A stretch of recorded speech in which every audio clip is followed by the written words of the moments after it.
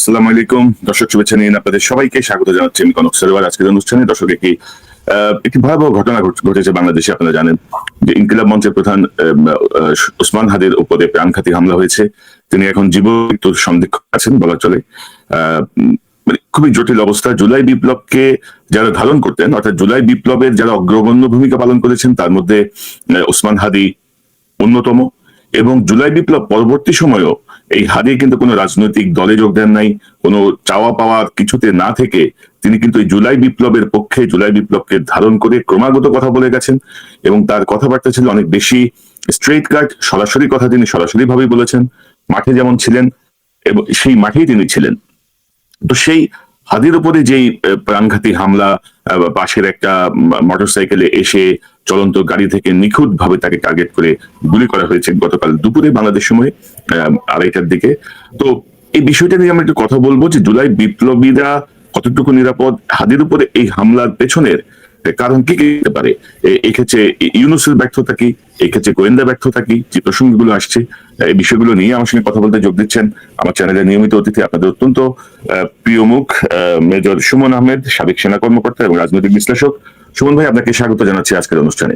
জি, আসসালামু আলাইকুম। জি, ওয়ালাইকুম আসসালাম। সুমন ভাই, আপনাকে ধন্যবাদ যে আপনি অত্যন্ত শর্ট নোটিসে আমার সঙ্গে যোগ দিলেন। কিভাবে দেখেন এই যে জুলাই বিপ্লবের সুবিধাভোগী সরকার কিন্তু রাষ্ট্র ক্ষমতায়, মানে সবাই কিন্তু জুলাই বিপ্লব বেচেই খাচ্ছে। কিন্তু ওই যে জুলাই বিপ্লবের গ্রাফিতি, শহীদদের বিভিন্ন ছবি দেখবেন ডক্টর ইউনূস ফেরি করে বেড়াচ্ছে বিভিন্ন রাষ্ট্রদূতের কাছে, বিভিন্ন দেশে যেখানে যাচ্ছে বই একটা নিয়ে যাচ্ছে, বই একটা নিয়ে যেমন করে তুলে দিচ্ছে। মানে জুলাই বিপ্লবটা বেচতেছে এই সরকার। জুলাই বিপ্লবীদের যে নিরাপত্তা, যে জায়গাটা, সেই জায়গাটাই কিন্তু উদাসীন। আমি যদি বলি যে ওসমান হাদি কিন্তু গত কয়েকদিন ধরে বলছিল যে তাকে বিভিন্ন নাম্বার থেকে তাকে থ্রেট করা হচ্ছে, তাকে পরিবারের উপরে থ্রেট আসছে, এটা কিন্তু গোয়েন্দা সংস্থা জানে, কোনো পদক্ষেপ কিন্তু নাই। তার চেয়েও বড় কথা হচ্ছে, আলোচনার শুরুতে আমি আপনাকে আওয়ামী লীগের একটা টেলিগ্রাম যে কনভারসেশন গুলো হয় তাদের ষড়যন্ত্রের, সেই জায়গাটা একটু শোনাতে চাই। একটি ইনফরমেশন আপনাদেরকে দিতে চাচ্ছি, সেটা হচ্ছে আপনারা যারা আমাদেরকে মানে গত 5 মাস আগে থেকে আমাদেরকে যেভাবে চিনে আসছেন, আমাদের কথাবার্তা শুনে আসছেন, তারা জানেন আমাদের একটি টিম, যে টিমটি সবসময় কাজ করার কথা। আপনাদের সুবিধার্থে আমি ওই ইনফরমেশনটা দিচ্ছি। আগামী 11 তারিখ থেকে আমাদের যে টিম, যে কি বলবো, ওয়েল ট্রেন যে টিম আমাদের কেজিবি, আমি নাম সহ বলে দিয়েছি, সেটি অ্যাক্টিভ হবে আগামী 11 তারিখ থেকে। আমাদের অলরেডি বাংলাদেশে পুশিং করা শুরু হয়েছে। তো আপনাদের ঘাবড়ানোর কোনো কিছু নাই, এবং আপনারা যেটা চিন্তা করছেন তার চাইতেও অনেক বেশি আকারে আমরা মানে আমাদের জায়গা থেকে সেই প্রস্তুতি অলরেডি শুরু হয়েছে। তো সুমন ভাই, আপনি বুঝতে পারছেন একদম সুনির্দিষ্ট ভাবে তারা কিন্তু বলছে, কিন্তু 11 তারিখ মেনশন করে বলছে। এবং তারা বলছে এটা তাদের থার্ড ফেজ। হাসিনা যে হুমকি দিয়ে যাচ্ছে ইন্ডিয়া থেকে, এখন তারা বলছে এটা পুশিং হচ্ছে, বাইরে থেকে অস্ত্র ঢুকছে বা সন্ত্রাসী ঢুকছে। তো এর পরেও কিন্তু আমরা কিন্তু সরকারের বা গোয়েন্দা সংস্থার কোনো তৎপরতা দেখি নাই। তো আপনি কি মনে করেন, কারা করলো, ব্যর্থতাটা কোথায়, আপনার বিশ্লেষণ কি? ব্যর্থতার জায়গাটা একটা রাষ্ট্রে যখন কোন এই ধরনের কোনো মর্মান্তিক ঘটনা ঘটে, আমি আল্লাহর কাছে অবশ্যই দোয়া করছি যিনি হাদিকে আমাদের মাঝখানে রাখবেন এখন, এবং যেই সংগ্রামটার জন্য, যেই বিপ্লবের জন্য হাদি সব থেকে সোচ্চার ছিলেন, সেটার একটা পরিণতির ক্ষেত্রে আমরা তো অবদানটা দেখতে পাবো।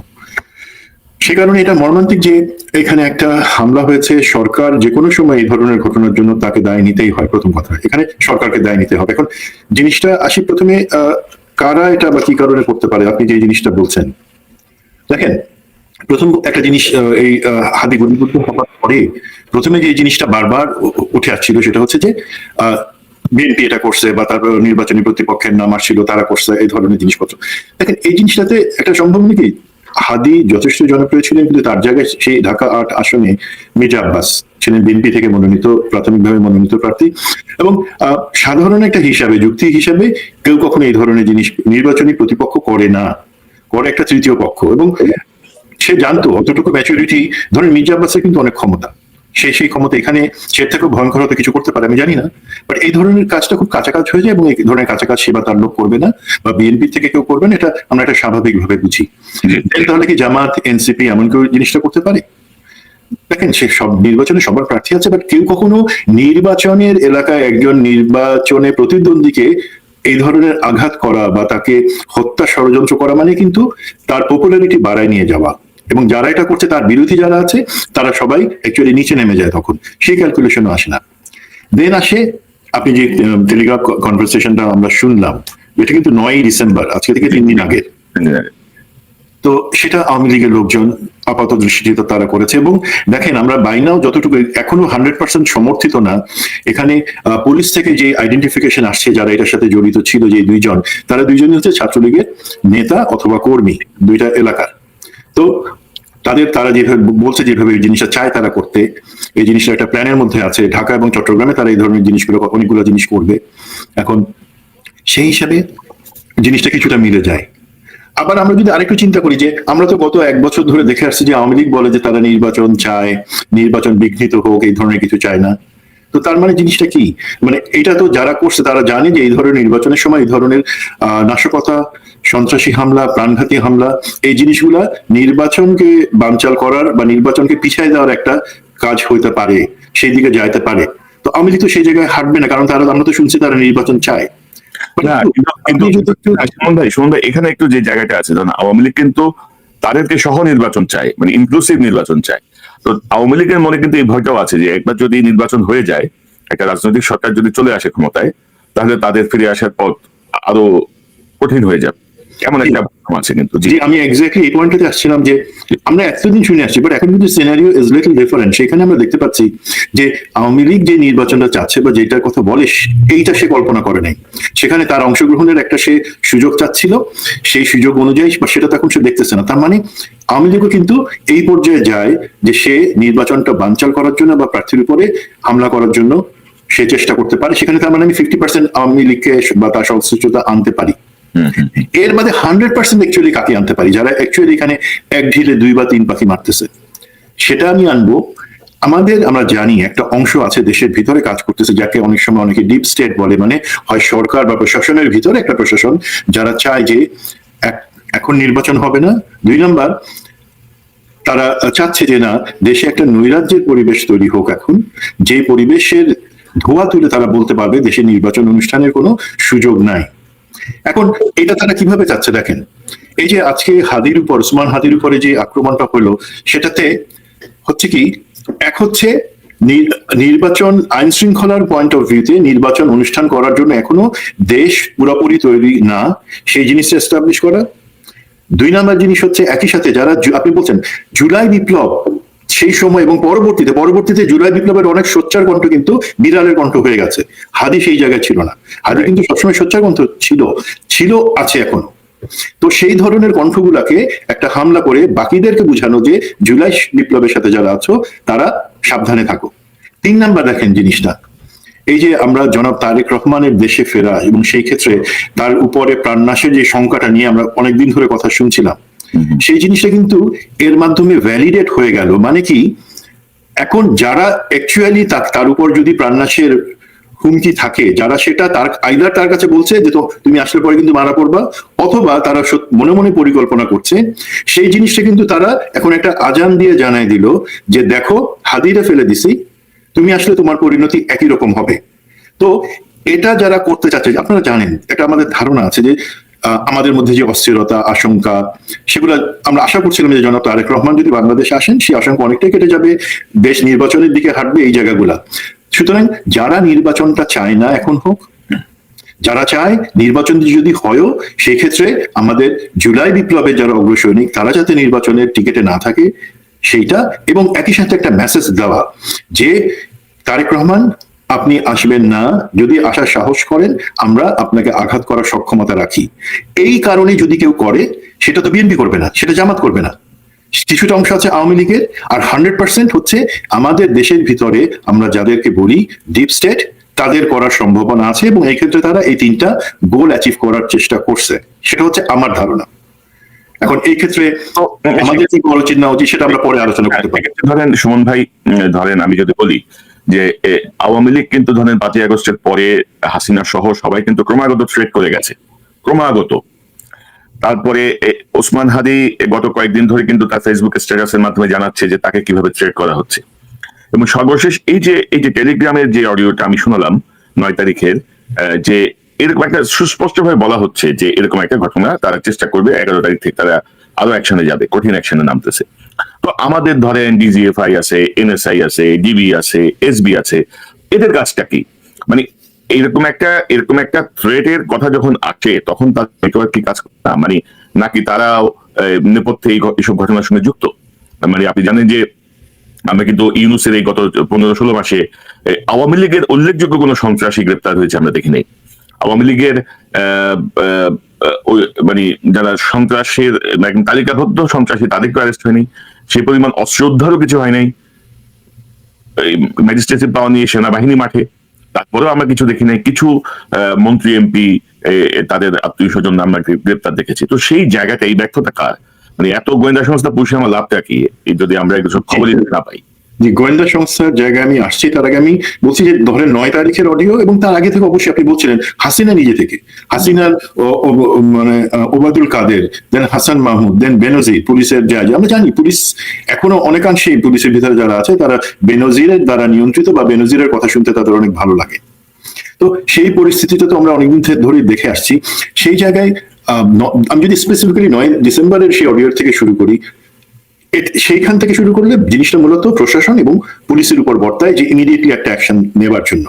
এটা তার এখন গোয়েন্দা তথ্যের জায়গায় নাই, এটা এখন একটা ভিজিবল থ্রেট হয়ে আসছে, সুতরাং পুলিশকে অ্যাক্টিভ হতে হবে। এখন আমি যদি সরকার হিসাবে জুলাই বিপ্লবকে ধারণ করি মনে যদি আমাদের সরকার প্রধান প্রফেসর ইউনূস নিজে থেকে বলেছেন যে এরাই আমাকে এই জায়গায় বসাইছে, মানে ইভেন সরকারকেই বসাইছে তারা, তাহলে তাদের নিরাপত্তা প্রতি মুহূর্তে যেখানে ভারত থেকে, হাসিনা থেকে, আওয়ামী লীগ থেকে সেখানে থ্রেট আসছে, সেই জায়গায় তাদের নিরাপত্তা জিনিসটা নিশ্চিত করা। আমি শুধু 2-3 জনকে আমি এপিসি পাঠিয়ে সবসময় প্রোটেকশন দিব তা না। যারা কোনো পার্টির ভিতরে না গিয়ে নিজ থেকে নিজ দায়িত্বে এই সংগ্রামটা জারি রাখছেন, তাদের প্রতিটি জনের নিরাপত্তার দায়িত্ব পুলিশের মাধ্যমে, পুলিশের ভিতরে যে গোয়েন্দা সংস্থা আছে তাদের মাধ্যমে নিশ্চিত করাটাও সরকারের দায়িত্ব। এবং এই 3 দিনে কোনো ভিজিবল এফোর্ট না নেয়া, জিনিসটাকে হালকাভাবে দেখা, উদাসীনতার পরিচয় দেওয়ার জন্য আমি অবশ্যই বর্তমান সরকারকে এবং পুলিশ প্রশাসনকে দায়ী করব। এখন আসি ভাই, আপনি গোয়েন্দা ব্যর্থতার যে জিনিসটা আনলেন, অবশ্যই এটা একটা ব্যর্থতা। এখন এখানে একটা জিনিস হয়তো আমি 2 জন পছন্দ করবে, 5 জন পছন্দ করবে না, বাট জিনিসটা হচ্ছে সত্য। আমি কাউকে খুশি করার জন্য না, সত্য বলার জন্য বলছি যে আমাদের গোয়েন্দা বাহিনী যারা গত 15 বছরে খুনি হাসিনা, পতিতা হাসিনার হাতে একটা দানব হয়ে উঠছিল, ফ্র্যাঙ্কেনস্টাইন হয়ে উঠছিল, যারা গুম খুন থেকে শুরু করে সমস্ত কিছু করত, এতই শক্তিশালী তারা ছিল, তাদেরকে ছোঁয়া যেত না। জুলাই বিপ্লবের পরে আমরা সেই খুনিটার চেহারাই কিন্তু মাথার মধ্যে রাখছি ভাই, বাট আমরা কি তার বিপরীতে? এখন প্রশ্ন আমাদের সবার উচিত, সেটা সরকারের নিরাপত্তা উপদেষ্টা ডক্টর খলিল থেকে শুরু করে আমি সবাইকে বলবো, আপনারা কি এমন কোনো পদক্ষেপ নিয়েছেন যাতে আমাদের এই গোয়েন্দা সংস্থা যারা হাসিনার সময় এই 15 বছরে খারাপ কাজ করছে, তারা এখন আপনাদের অধীনে তো আছে, এই সরকারের অধীনে গোয়েন্দা সংস্থা ডিজিএফআই, এনএসআই, আপনারা কি তাদেরকে শক্তিশালী করা বা তাদেরকে অ্যাকচুয়ালি তারা যেভাবে কাজ করার ধরন আছে সেইভাবে কাজ করার জন্য তাদেরকে ফ্রিডম এবং সাহস দিয়েছেন? দেন নাই। আমি পরিষ্কারভাবে আপনাদের কাছে বলি, আপনারা প্রমাণ দেখান কতগুলা ডিজিএফআই এবং এনএসআই এর থ্রেট অ্যাসেসমেন্ট আপনারা নিয়েছেন, কতগুলা আপনারা মিটিং করেছেন, গেলে পরে আপনার ওই 3-0 আমি সেখানে পাবো, এর বেশি আর কোনো 0-র উপরে উঠবে না। এখন দেখেন ভাই গোয়েন্দা সংস্থাগুলো কিভাবে কাজ করে, তাহলে বুঝবেন যে এখানে ব্যর্থতাটা কিভাবে হয়েছে। সেটা হচ্ছে আমার ভিতরে, আপনার ভিতরে, ভারতের ভিতরে, আওয়ামী লীগ বিএনপির ভিতরে, জঙ্গিদের ভিতরে, সন্ত্রাসীদের ভিতরে, সব জায়গায় কিন্তু তাদের লোক কন্ট্যাক্ট গুলো তারা এস্টাবলিশ করে। এই করার ফলে তারা হয় কি ভিতরে ভিতরে আপডেট পাইতে থাকে প্রতিনিয়ত, যে ঠিক আছে তারা কিভাবে চিন্তা করতেছে, তাদের কি এমন কোনো পরিকল্পনা আছে, তারা কি কোনো কিছুর জন্য সংগঠিত হচ্ছে। যখন সে আগাম একটা ধারণা পায় তখন তারা একটা পেন পিকচার ড্র করে, সেটা করে আগাম সরকারকে বলে যে দেখো আমাদের ধারণা মতে এই সংস্থা এই দেশের মদদে অথবা এই রাজনৈতিক দলের মদদে এমন একটা জিনিস করার চিন্তা করছে, এবং তাদের টার্গেট হচ্ছে কারা, এই লোকজন বা এই সরকারের সংস্থা। তখন সরকার তার অন্যান্য যে বাহিনী, পুলিশ আছে, এসবি আছে, ডিবি আছে, তাদের মাধ্যমে সেই থ্রেট গুলাকে কাউন্টার করে বা মিনিমাইজ করে।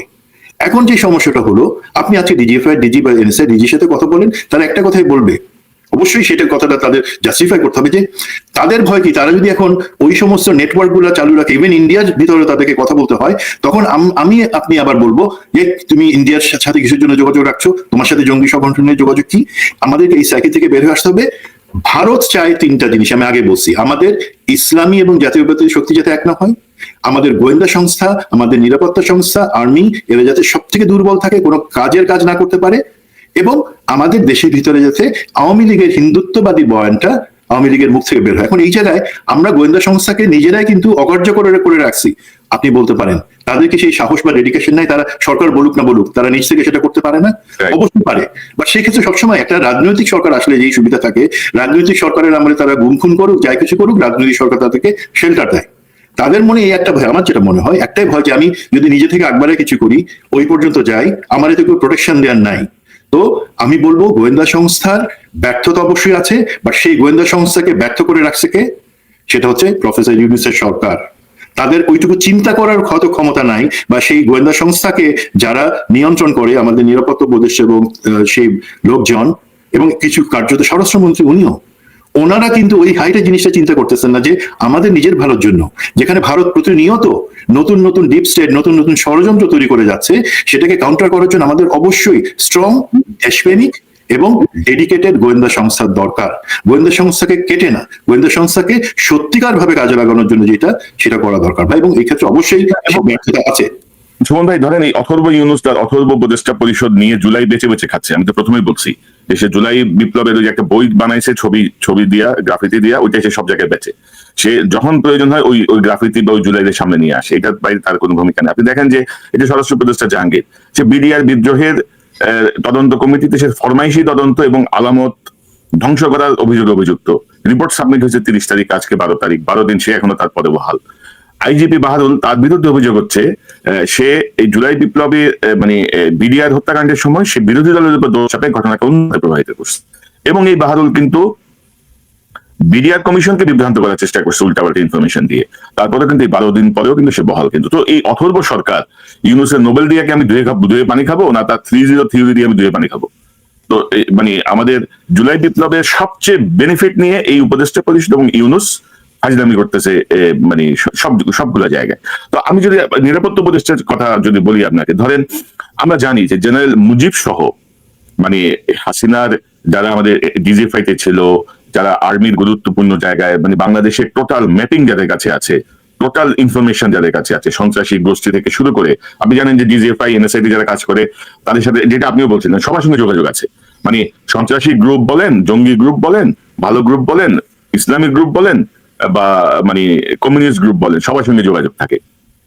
এরকম ইনফরমেশন নিয়ে যে গ্রুপটা হাসিনার সাথে ইন্ডিয়াতে বসে আছে, আপনি কি এ পর্যন্ত শুনেছেন যে আমাদের খলিল বা আমাদের কেউ ইন্ডিয়াকে বলছে যে এদেরকে তোমরা কেন আশ্রয় দিচ্ছ, এদেরকে ফেরত দাও?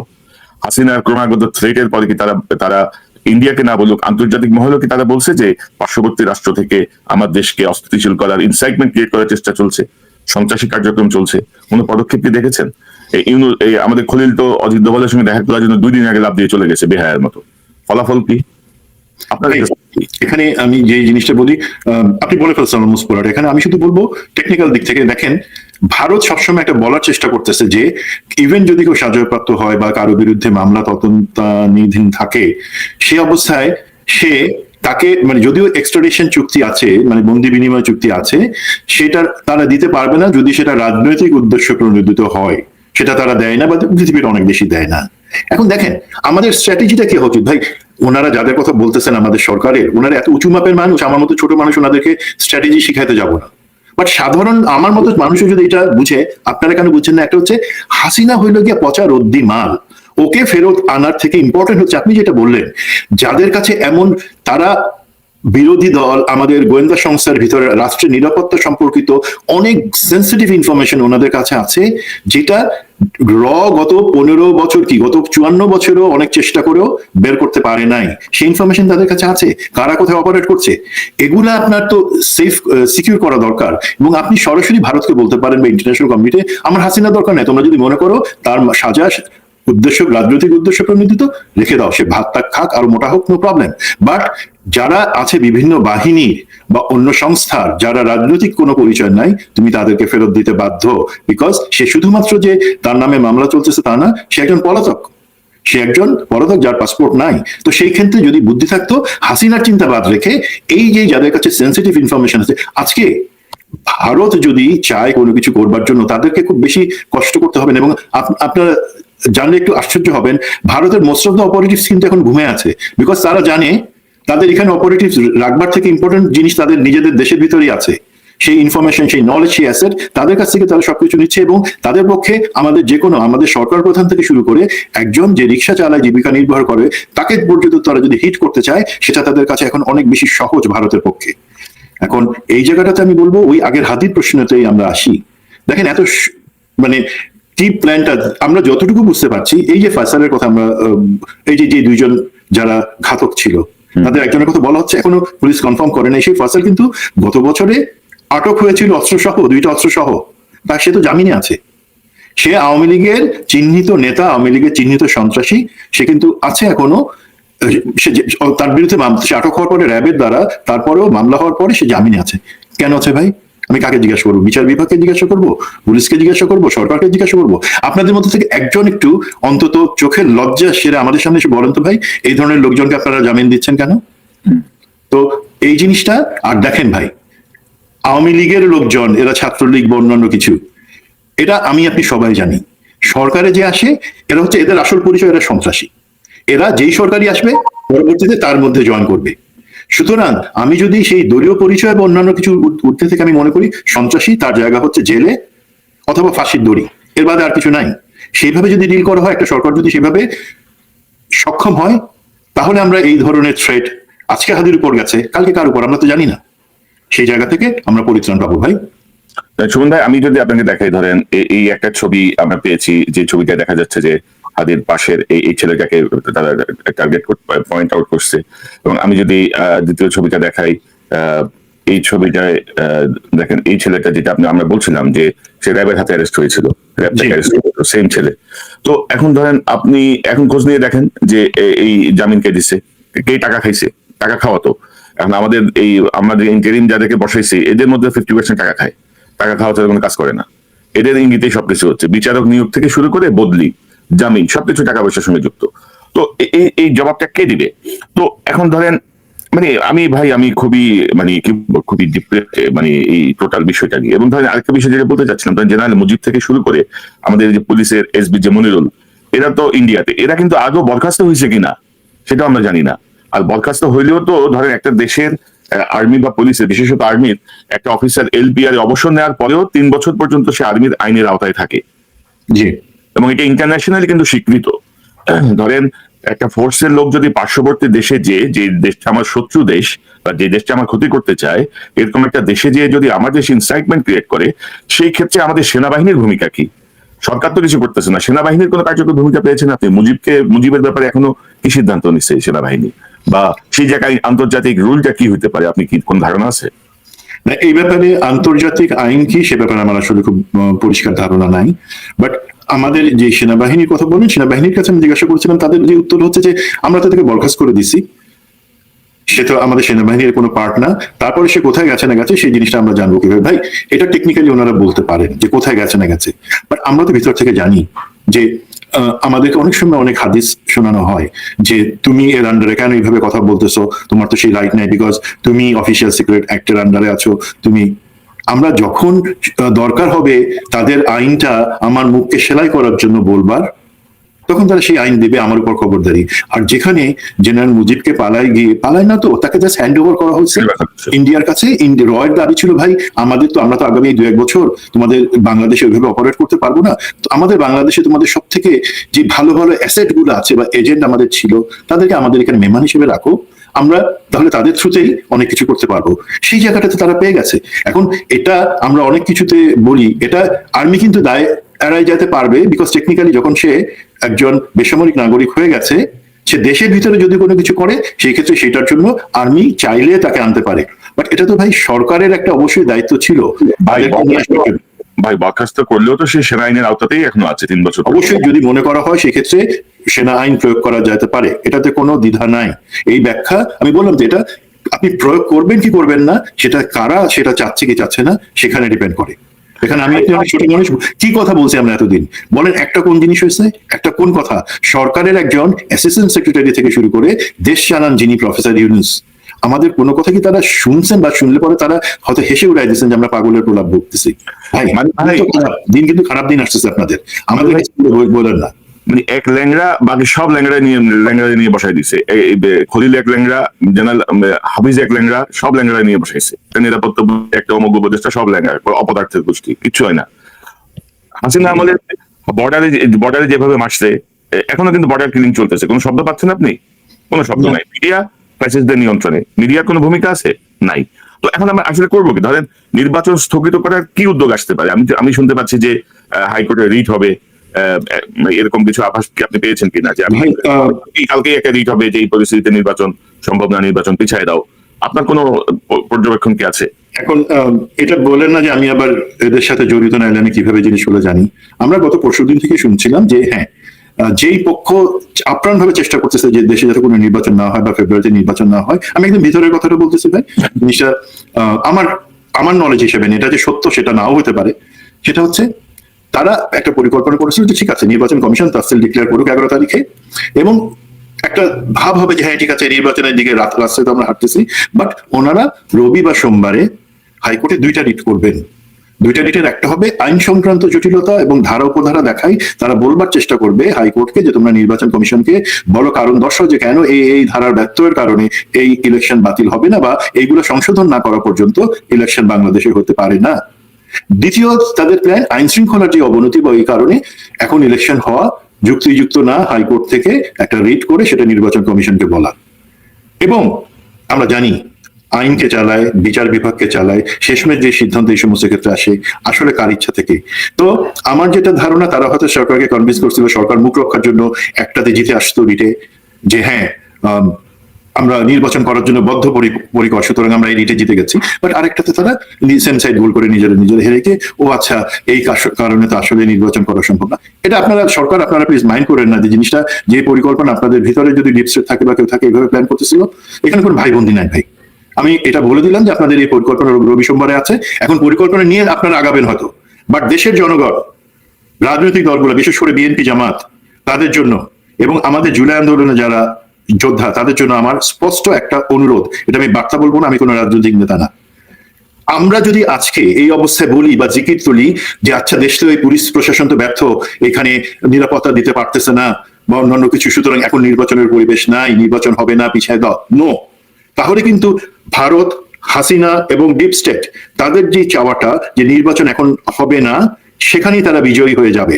আমরা তাদেরকে সেই বিজয়ের স্বাদ দিব না। আপনি বলেন আমরা জুলাই বিপ্লবের সময় যে ছাত্ররা, আমি তো ভাই আমার সেই সাহস হইতো না জিন্দেগিতে, তারা তো গুলি সামনে চলে আসছে, গুলি খাচ্ছে, তারপরে তো দাঁড়ায় গেছে। আজকে এক হাদি, আল্লাহ তাকে গাজী করুক, এই আজকে এক হাদির উপর হামলা হয়েছে, আরো হয়তো হবে, তা বলে কি আমরা পিছাই যাব? ভয় পেয়ে বলবো যে না নির্বাচন হবে না বলে তাদের অ্যাকচুয়ালি যেই পরিকল্পনা আছে সেটাকেই তারা বাস্তবায়ন করতে দিব? না, আমাদের যে জিনিসটা আগে বলছি, সমস্ত রাজনৈতিক দল, যদি সমস্ত না হয় অন্তত বিএনপি জামাত, তারা একটা জায়গায় এসে বলুক আমরা এর বিরুদ্ধে দাঁড়াচ্ছি, মাথা উঁচু করে আমরা এই ধরনের জিনিস হতে দেবো না। আমাদের মধ্যে ঐক্য আছে, আমাদের মধ্যে অনেক নাই। এবং যদি আল্লাহ করুক জনাব তারেক রহমান, আমি বিএনপি করি না ভাই, সুতরাং কথাটা আমি ওই সেন্সে বলছি, দেশের পক্ষ থেকে বলছি, জনাব তারেক রহমানের যদি সুযোগ হয় দেশে আসার জন্য, ঠিক আছে, খুব খারাপ কিছু হলে ওনার উপর আক্রমণ আসবে ভাই, সেই লেগাসি নিয়েই, সেই বীরত্ব নিয়েই তো উনি আরো 100 বছর বাঙালি একটা ঘোষণা দেখলাম 25শে ডিসেম্বর উনি দেশে ফেরার ঘোষণা দিয়েছেন। যখন ওনার এই জিনিসগুলো যখন ঘোষণা আসছে বা গতকালকেই এটা ডিসিশন হয়েছে ভাই, তখনই তো আমরা দেখতেছি এই ধরনের ঘটনাগুলো হচ্ছে। তাকে সামনে দেখাইতে চাইছে যারা এই পরিকল্পনা, যারা চাচ্ছে উনি দেশে আসবেন না, বিএনপি ভিতরের একটা অংশ হতে পারে এবং ডিপ স্টেট, তারা এই ধরনের ঘটনা ঘটে তাকে বলবার চেষ্টা করবে তোমার উপর। বাট উনি তো সাহসী মানুষ নিশ্চয়ই, আমি বিশ্বাস করি দেশের সব থেকে বড় রাজনৈতিক দলকে তিনি নেতৃত্ব দিচ্ছেন, ওনার নিশ্চয়ই সাহস আছে উনি আসবেন। আমাদেরকে আসতে হবে, নির্বাচন করতে হবে এবং এদের এই পরিকল্পনাকে বানচাল করে দিতে হবে, দ্যাটস দ্য বটম লাইন। না, বিএনপির ভেতরের একটা অংশ সবকিছু তারেক সাহেব যেন দেশে না আসে, কারণ ওদের লুটে পুটে খাইতে সুবিধা হয়। জি, এটা তো আমরা সবাই জানি, নির্মম হলেও সত্যি, নির্মম হলেও সত্যি সেটা। তো এখন ধরেন যে আমি একটা প্রসঙ্গে একটু দেখাতে চাই যে ধরেন ইউনূস সাহেবের গাড়ি দিয়ে কি করবেন আপনি দেখেন, এই যে আসিফ মাহমুদ সজীব ভুঁইয়া, যে আপনার ধরেন বিপ্লবের একটা সম্মুখ সারিতে ছিল, আসিফ মাহমুদ সজীব ভুঁইয়া এখন আর কোনো দলে জায়গা হচ্ছে না, কিন্তু সে এখন স্বতন্ত্র প্রার্থী হিসেবে দাঁড়াবে, এই ঘোষণাটা দিছে। এবং আপনি যদি দেখেন যে তার ভেরিফাইড ফেসবুকে সে একটা ভিডিও বিবৃতি দিচ্ছে, আমি যদি বিবৃতি থেকে একটু পরে শোনাই। তিনি বলছেন, ত্রয়োদশ জাতীয় সংসদ নির্বাচনে আমি ঢাকা 10 আসনে স্বতন্ত্র প্রার্থী হিসেবে অংশ নিচ্ছি, কোন বড় রাজনৈতিক দলের পৃষ্ঠপোষকতা, বিপুল সংখ্যক কর্মী বা প্রচলিত নির্বাচনী ব্যবস্থার মতো অর্থ এসব আমার নেই। আপনাদের সমর্থন, আপনাদের সহযোগিতাই আমার সবচেয়ে বড় শক্তি। তিনি আরো বলেন, আমি শুধু সংসদ সদস্য প্রার্থী নই, আমি গণভোটের প্রার্থী। অসংখ্য প্রাণের বিনিময়ে দেশ সংস্কারের সুযোগ তৈরি হয়েছে, তা বাস্তবায়নে গণভোটে হাঁ ভোট দিন। অর্থাৎ এই বেটাও জুলাইরে বেচতেছে। সে কিন্তু 16 মাস ক্ষমতায় ছিল। সে জুলাই বিপ্লবের যারা আহত, যারা শহীদ পরিবার, তাদের পাশে ঠিক মতো দাঁড়ায় নেই। জুলাই বিপ্লবীদের নিরাপত্তার জন্য সে কোনো পদক্ষেপ নেয় নাই। সে প্রোটোকলে ঢুকছে, তার এপিএস পিএস শত শত কোটি টাকা চুরি করছে। ইতিমধ্যে দুদকে সেই মামলা গেছে। সে নিজে ধোয়া তুলছি পাতা। এপিএস 100 কোটি টাকা তার অ্যাকাউন্টে পাওয়া যাবে, 150 কোটি টাকা পাওয়া যাবে। আসিফ মাহমুদ জানে না এটা? সো এই দেখেন অবস্থাটা, মানে আপনি যদি মানে বেড়া দিলেন, সে বেড়াই খেত খাইতেছে।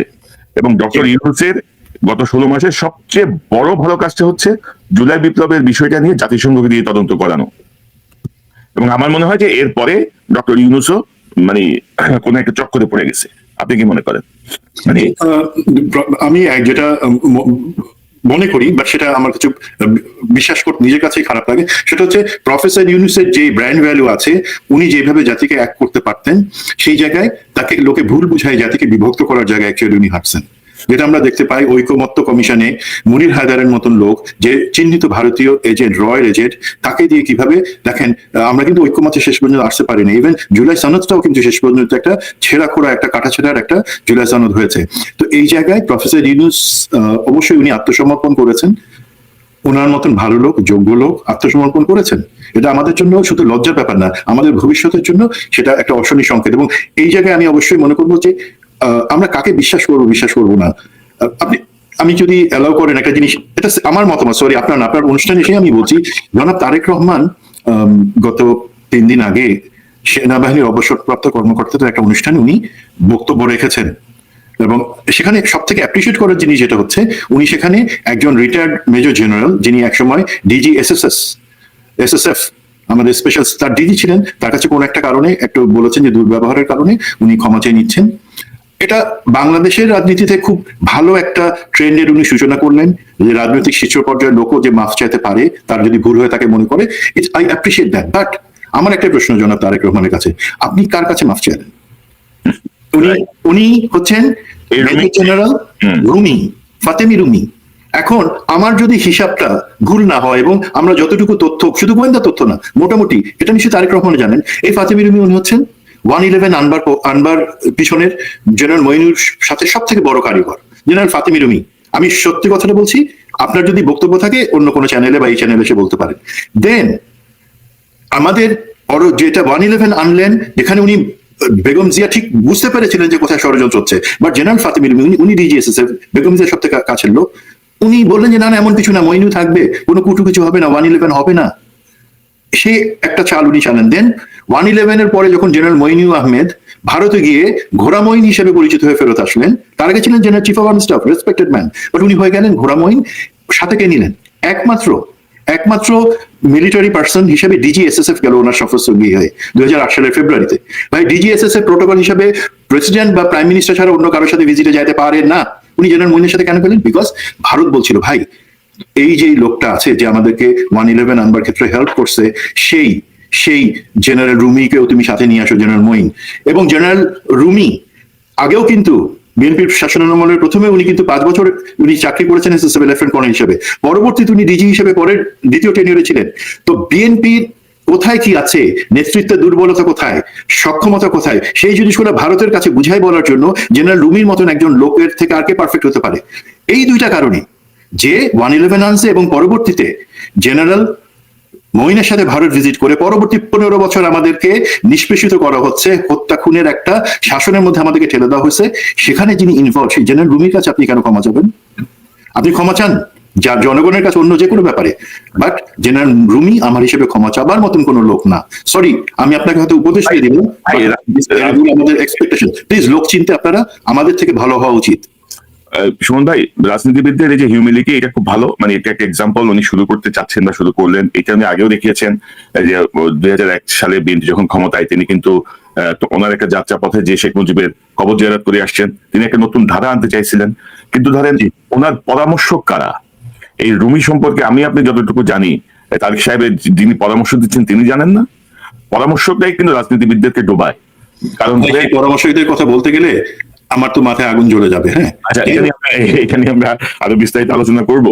এটা আমি নিজে খুব হতভম্ব হয়েছি যে আপনি রুমির কাছে কেন মাপছেন। Who is Rumi? একটা ক্রিমিনাল কালপ্রিটের কাছে কেন আপনি সরি বলতে যাবেন? কিসের সরি? কেন সরি? ওটা ব্যাখ্যা কি? ওই ঘটনাটা ব্যাখ্যা করেন, তারপরে আপনি বলেন। সেই সময় আপনি আজকে যে কথাটা বললেন একটা অফিসিয়াল ইয়েতে, যে এই ঘটনা তো আপনার নামে বিভিন্ন সময় বিভিন্ন সময় বিভিন্ন আওয়ামী লীগ যে বয়ানগুলো ছাড়তেছে, বাজারে ছাড়ছে গত 17 বছরে, আপনি কি প্রকারান্তরে সেটা স্বীকার করে নিলেন না যে আপনার চরিত্রে এই দুর্বলতা আছে? এগুলা ভালো দিক।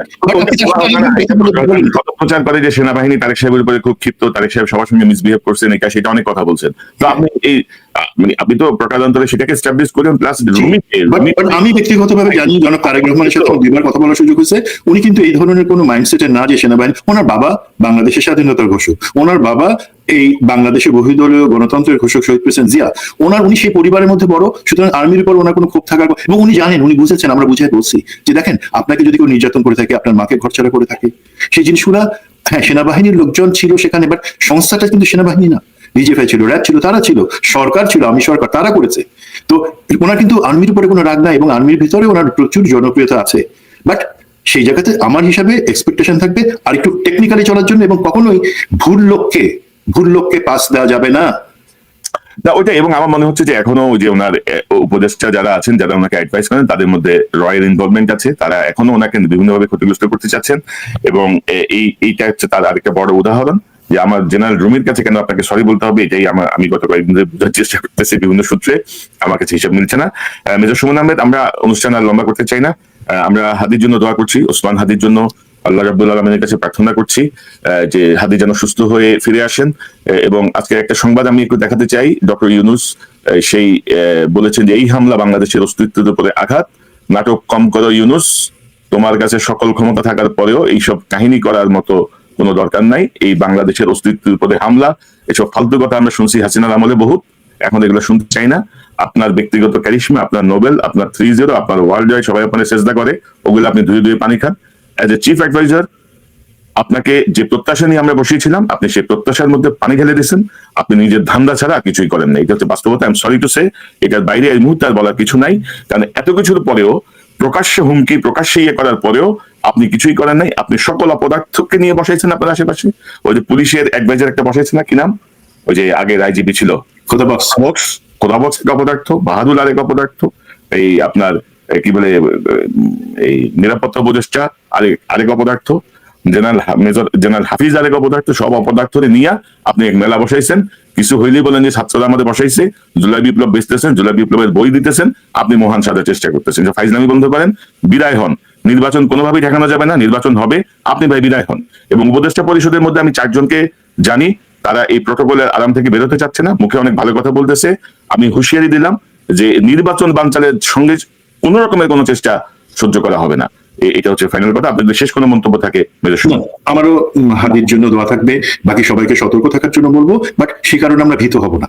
আমরা যেই রাস্তায় চলতেছি, 2000 শহীদ প্রাণ দিয়েছেন, সেই বিজয়টাকে পরিপূর্ণতা দেওয়ার জন্য আমাদেরকে অবশ্যই শেষ পর্যন্ত হাঁটতে হবে, শেষ কদম পর্যন্ত সেখানে। এবং তার মধ্যে একটা হচ্ছে নির্বাচন, সেটা বানচালের একটা স্টেপ হিসেবে আমি মনে করি এই জিনিসটা করা হয়েছে, হয়তো ভবিষ্যতে হবে।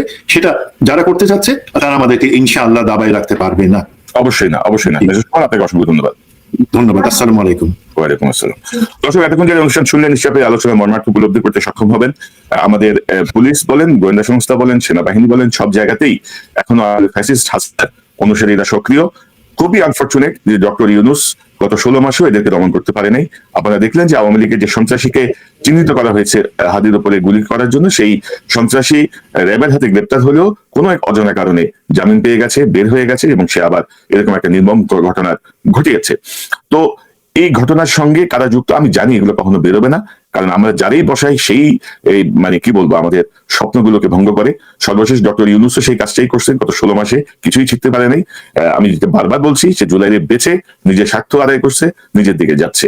এবং ছাত্র যারা বসেছিল, আসিফ মাহমুদ সজীব ভুঁইয়া বলেন, মাহফুজ আলম বলেন, নাহিদ বলেন, তারাও আসলে ডিরেইলড হয়ে গেছিল।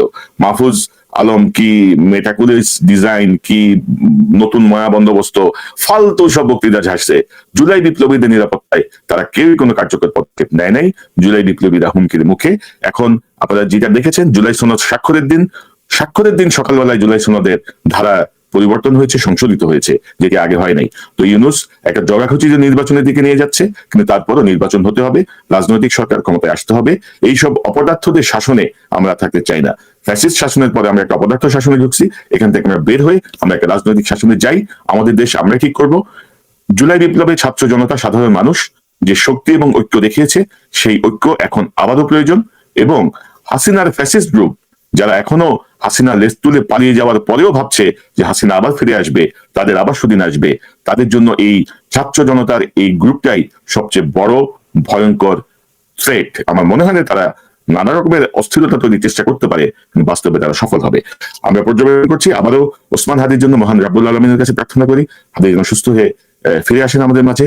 দেশবাসীর কাছে আমরা হাদির জন্য দোয়া চাই। আমরা আসুন সবাই মিলে সর্বান্তকরণে হাদির জন্য প্রার্থনা করি যেন হাদি সুস্থ হয়ে আসেন। পাশাপাশি বেগম খালেদা জিয়া একই হসপিটালে আছেন, তিনিও জীবন মৃত্যুর সন্ধিক্ষণে, আমরা তার জন্য প্রার্থনা করি। কারণ আমাদের দেশের স্থিতিশীলতার জন্য এই মুহূর্তে এই দুটির যদি আমরা কোনো খারাপ খবর পাই, তাহলে এটার অন্যরকম খারাপ প্রভাব আমাদের দেশে এবং রাজনীতিতে পড়বে। আল্লাহ আমাদেরকে সেটা থেকে রক্ষা করুন। দর্শকের